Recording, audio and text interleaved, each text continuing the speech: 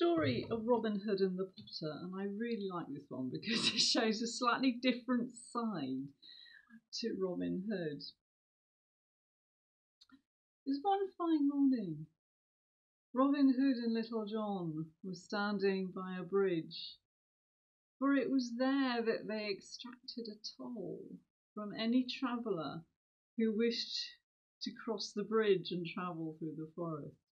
And coming towards them, they can see a man pushing a cart which seems to be full of pop. And it's market day in Nottingham. So obviously he must be going to Nottingham to sell his wares. But Little John says he recognises that man.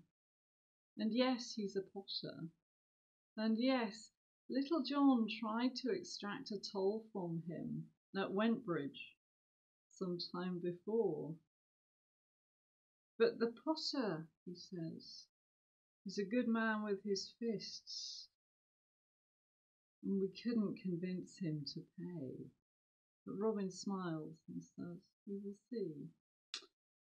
For anyone who comes across this bridge must pay a toll to us. So the potter arrives at the bridge. Robin challenges him and demands a fee, which the potter refuses to pay. So Robin and the potter fall to blows. And of course, Little John was right in what he said, that the potter was a good man with his fists. And it wasn't long before Robin found himself flat on his back, looking up at the clear blue sky. But he took this in good part, stood, dusted himself off, and made a proposal to the potter. Let us change clothes, for that will be a merry jest. You can spend a day with the merry men in the greenwood, and I will go to Nottingham, and I will sell your pots for you. So the potter agreed, which is how we find Robin Hood, our favourite outlaw, setting up a stall at Nottingham Market and trying to sell pots, a task for which he was surprisingly ill-suited. So Robin was selling for 1 penny pots which were really worth 3. So among the hustle and the bustle of the market day, Robin quickly sold nearly all the potter's lovely wares at really a knockdown price. So he had only a few pots left when a finely dressed young lady came to the stall and smiled at Robin in a certain way. So Robin, feeling in a generous mood by now, offered the lady the last of his pots and refused to take any coin from her.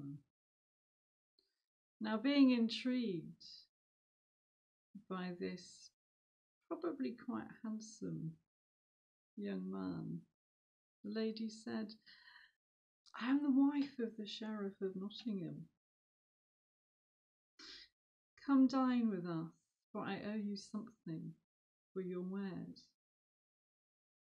So this is how Robin found himself sitting at table and eating with the Sheriff of Nottingham and his young wife.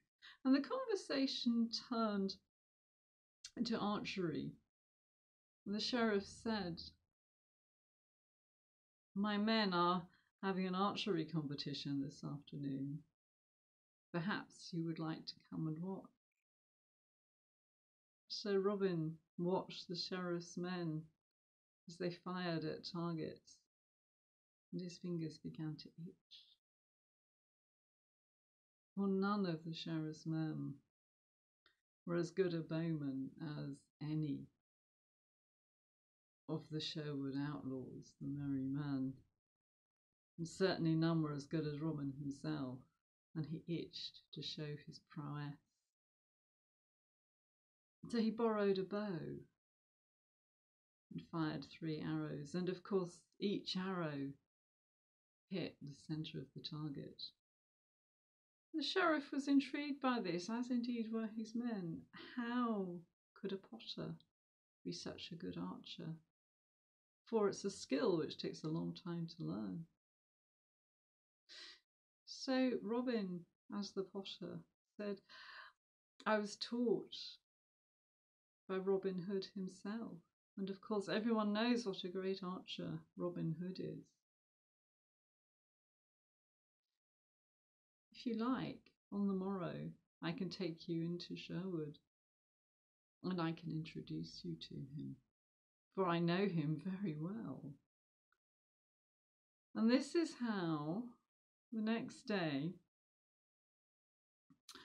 the sheriff, with a chest of some £300 that he had taken in taxes and that he needed to deliver, found himself with some of his men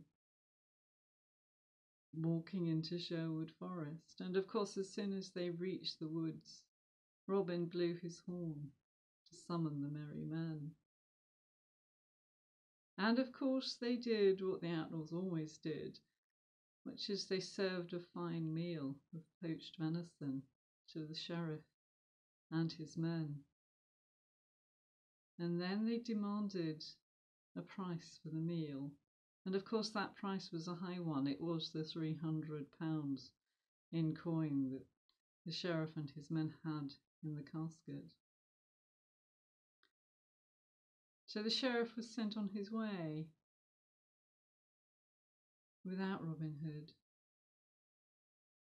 without his money, but with firm advice from Robin to buy his wife a fine white horse, for she was a fair lady and deserved the very best. So some of the money was given to the potter in exchange for the fine wares that Robin had sold at a loss. But as to what happened to the potter after his one day in the greenwood as an outlaw, the story does not say. And as to whether Robin ever met the sheriff's wife again, as to that we can only guess. But I really hope that the Sheriff of Nottingham did indeed buy his young wife a fine white horse. There aren't very many stories in Robin Hood, in the child ballads, that actually mention women at all. That's one of the very few. If you'd like to hear any other stories, please subscribe to my channel. If you'd like to talk about Robin Hood, I do have Robin Hood's Merry Men as a Facebook group.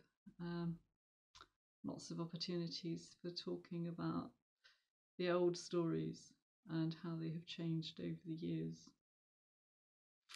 So I hope to see you again soon, and watch out for outlaws on the road.